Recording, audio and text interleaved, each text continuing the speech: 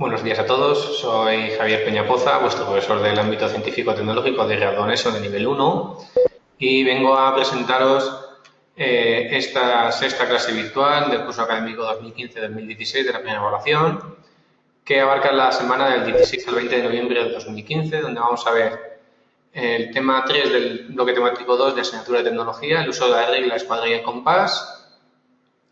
El tema 1 del bloque temático 2 de la asignatura de matemáticas, las expresiones algebraicas.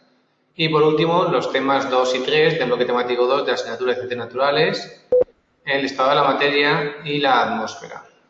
Como viene siendo habitual para hacer este tipo de clases virtuales, pues he preparado una presentación PowerPoint donde iremos viendo cuáles son los puntos más importantes de cada uno de estos temas.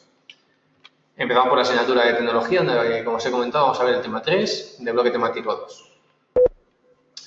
A través del uso de la escuadra y el cartabón podemos realizar el trazado o trazar líneas paralelas o perpendiculares y también líneas paralelas con un ángulo determinado de 30, de 45 o 60 grados en función del ángulo que escojamos de la escuadra o el cartabón a partir del cual hacer las líneas paralelas.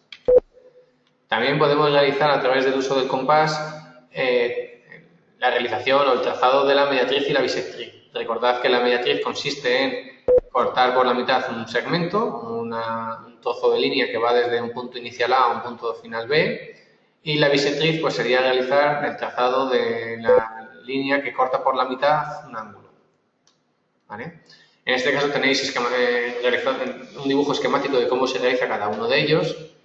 En el caso del segmento AB, que es el que tenéis a la izquierda, para poder trazar la mediatriz lo que hacemos es coger el compás y pinchar en el punto A, abriéndolo con una amplitud algo superior a la mitad.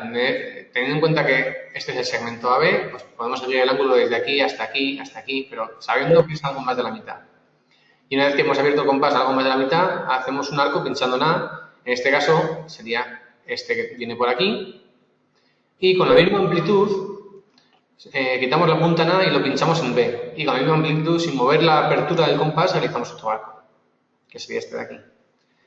Si después juntamos o unimos los dos puntos en los cuales se cortan las dos circunferencias que hemos trazado con el compás, este punto y este punto, los unimos con una recta y cortará el segmento por el punto medio M, que sería la que se denomina el punto medio y la recta sería la mediatriz. Para hacerlo en el caso del ángulo, que sería este que tenéis aquí a la derecha, lo primero que hacemos es desde el vértice, pinchando en el vértice con el compás, trazamos un arco, una circunferencia. Y corta el ángulo en el punto A y en el punto B. ¿Vale?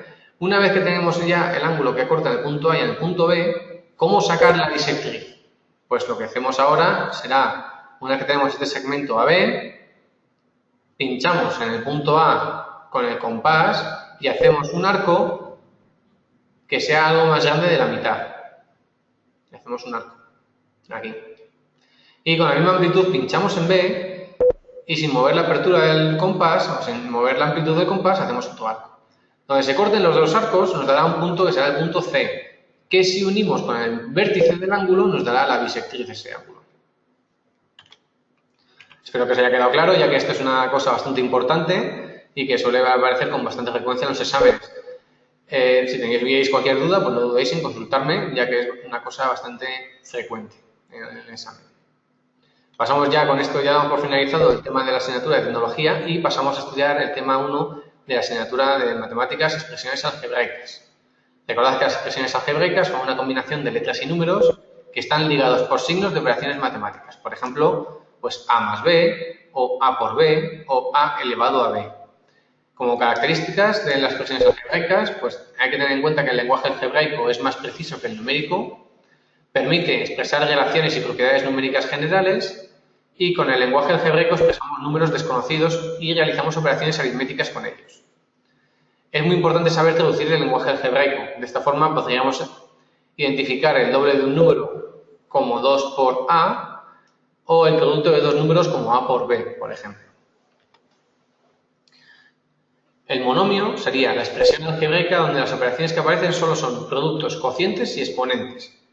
Y algo más grande que el monomio sería el polinomio, que sería la suma o resta de esos monomios que hemos comentado anteriormente. También, por lo tanto, debemos conocer una serie de conceptos de los polinomios. Por ejemplo, el término será cada uno de los monomios que constituye el polinomio, el grado será el exponente mayor del término que tenga cualquier polinomio, la parte literal serán las letras con sus exponentes del polinomio, los coeficientes serán los números que multiplican la parte literal del polinomio y el término independiente o término con grado 0 es aquel que no va acompañado de ninguna letra. Para poder hacer operaciones con polinomios, en el caso de la suma y la resta, se suman y restan los coeficientes del mismo grado, es decir, los coeficientes que multiplican a la misma parte literal, a una x que está elevada al cuadrado o a una x que está elevada al cubo, etc. Para hacer el producto de polinomios lo que se hace es multiplicar el primer monomio por todos los monomios del otro polinomio. El segundo de los monomios del primer polinomio por cada uno de los monomios del otro polinomio, etc. De esta forma, una vez que hayamos multiplicado todos los monomios del primero por todos los monomios del segundo, lo que habrá que hacer será sumar y restar los monomios que tengan el mismo grado, para poder simplificar un poco ese polinomio resultado.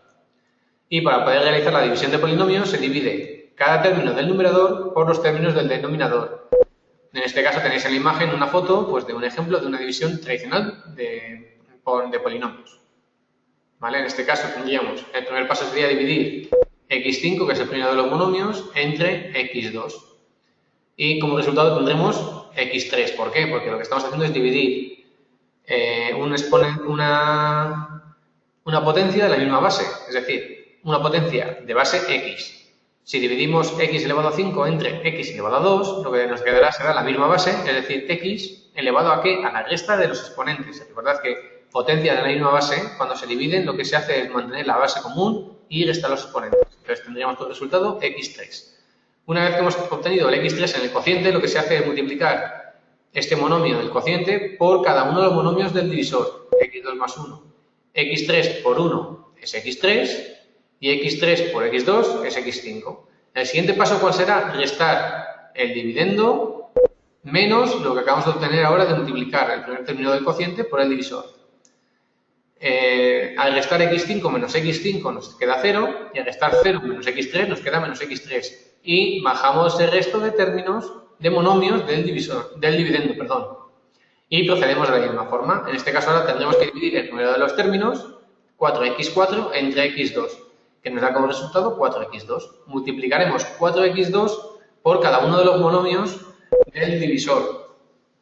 Y lo pondremos debajo de los del dividendo. Procederemos a la resta hasta llegar al último, en el cual tenemos un término cuya parte literal x es de un grado inferior a la del divisor. Es decir, x está elevado a 1 y esta x está elevado a 2. Por lo tanto, en ese momento tenemos que dejar de hacer la división, denominando lo que nos queda como resto. Bueno, pues con esto damos por finalizado este tema de matemáticas y por último pasamos a estudiar los temas 2 y 3 de la asignatura de Ciencias de la Naturaleza. En el tema 2 vamos a estudiar los estados de la materia. Recordad que fundamentalmente se pueden agrupar en tres grupos. El primero de ellos es el estado sólido, que es aquel estado que tiene forma y volumen constante y se caracteriza por la rigidez y la regularidad de las estructuras. El estado líquido es aquel que no tiene forma fija pero sin volumen constante y tiene unas propiedades especiales como son la fluidez, que es la capacidad de pasar a través de orificios pequeños, y la viscosidad, que es la dificultad con la que los líquidos fluyen. Por último, el estado gaseoso es aquel que no tiene forma ni volumen fijo. Y como características especiales podemos hablar de la expansibilidad, que es la tendencia de los gases a aumentar de volumen, y la comprensibilidad, es decir, la capacidad de disminuir su volumen al ejercer una presión sobre ellos. También en este tema estudiamos los cambios de estado. Por ejemplo, la vaporización o ebullición sería el paso de un estado líquido a un estado gaseoso. La cristalización es el paso de un estado gaseoso a un estado sólido. La fusión es de un paso de un estado sólido a un estado líquido. La licuación es un paso de un estado gaseoso a un estado líquido. Y la sublimación, que es un paso directo desde un sólido hasta un gas. Por último, también estudiamos el agua en este tema, que representa los tres estados en la Tierra. Tenemos el estado sólido cuando el agua se encuentra por debajo del punto de fusión de 0 grados, es decir, que estaría en una temperatura negativa, menos 3, menos 4, y en este caso se encuentra en forma de hielo. También tenemos el agua en estado líquido en la Tierra, si se encuentra entre 0 grados centígrados y su punto de ebullición, que sería el caso de los mares o de los océanos o de los lagos, Y por último, podríamos encontrar el agua en estado gaseoso cuando se encuentra por encima de los 100 grados centígrados, que es el agua que se puede encontrar pues, en la atmósfera, por ejemplo. La atmósfera es la capa gaseosa también que envuelve el planeta Tierra, tiene un espesor de unos 1000 kilómetros. También estudiamos en este tema sus capas, que de más cerca de la superficie terrestre a la más lejana son la troposfera, la estratosfera, la mesosfera, la ionosfera y la exosfera. Y también estudiamos las propiedades de la atmósfera, ya que gracias a ellas se ha podido desarrollar la vida, provoca un efecto invernadero que favorece en cierta forma la temperatura ambiental que tenemos en la superficie terrestre, filtra las radiaciones solares, nos protege de objetos del espacio, permite el transporte y la comunicación y moldea el paisaje y en ella se dan los fenómenos atmosféricos, tanto las tormentas como los huracanes, los tornados, etc. Respecto a los fenómenos atmosféricos, ocurren durante periodos largos en una zona, en ese caso darán lugar a un clima. Los factores que pueden afectar al clima son tanto la latitud, que es la distancia angular respecto al ecuador de cualquier punto de la superficie terrestre, como la altitud, la proximidad del mar, la asistencia de vientos y corrientes de aire o el relieve, ya que puede existir un efecto barrera, por ejemplo, a través de una cordillera. Y respecto a los elementos climáticos, pues estudiamos la temperatura, la presión atmosférica, en donde estudiamos el anticiclón, que es un fenómeno de estabilidad provocada por un descenso de aire frío que aumenta la presión, y el ciclón borrasca, que es la inestabilidad provocada por un ascenso de aire caliente y su consecuente bajada de presión. Por último, también estudiamos la humedad, que se puede expresar relativa en tanto por ciento o absoluta, que se definiría como los gramos de agua de un metro cúbico de aire. También estudiamos los fenómenos meteorológicos, las nubes, el viento y las precipitaciones. Las nubes se pueden clasificar en cúmulos, estratos, nimbos o cirros. El viento se mide con anemómetros para medir su intensidad o con veletas para medir su dirección. Estos vientos pueden provocar frentes, ciclones y tornados. Y también estudiamos las precipitaciones y sus diferentes formas de tener lugar, como los chubascos, la lluvia, la llovizna, la nieve, el rocío, la escarcha o el granizo. El clima en la Tierra se puede dividir en tres zonas. Una zona fría, que sería la que se corresponde con la zona de los polos. Una zona cálida, que sería la más cercana al ecuador. Y una templada, que es la que se encuentra entre la zona fría y la zona cálida. También estudiamos la composición del aire, que está fundamentalmente compuesto de nitrógeno y oxígeno. Y otros elementos en una menor cantidad, como el argón, el dióxido de carbono o el vapor de agua. También nos centramos en la contaminación atmosférica, ya que la presencia en el aire de materias o formas de energía pueden implicar un riesgo, un daño o incluso una molestia grave para las personas. Los principales mecanismos son los procesos industriales de combustión, aunque existen otros como los cloro o hidrocarburos, los aerosoles, etcétera, que pueden dañar la atmósfera. También pueden provocar efectos perceptibles, por ejemplo, la disminución de la visibilidad, los malos olores, efectos acústicos, los ruidos intensos, la lluvia ácida, el efecto invernadero. Bueno, pues con esto daríamos por finalizada esta sexta clase virtual. Espero que os haya sido muy útil para poder determinar cuáles son los puntos más importantes de los temas que hemos tratado en ella. Y recordaos que si tenéis cualquier duda, pues siempre podréis poneros en contacto conmigo para resolverlas. Bueno, pues un saludo y nos vemos por aquí el lunes que viene a eso de la 1. Hasta luego.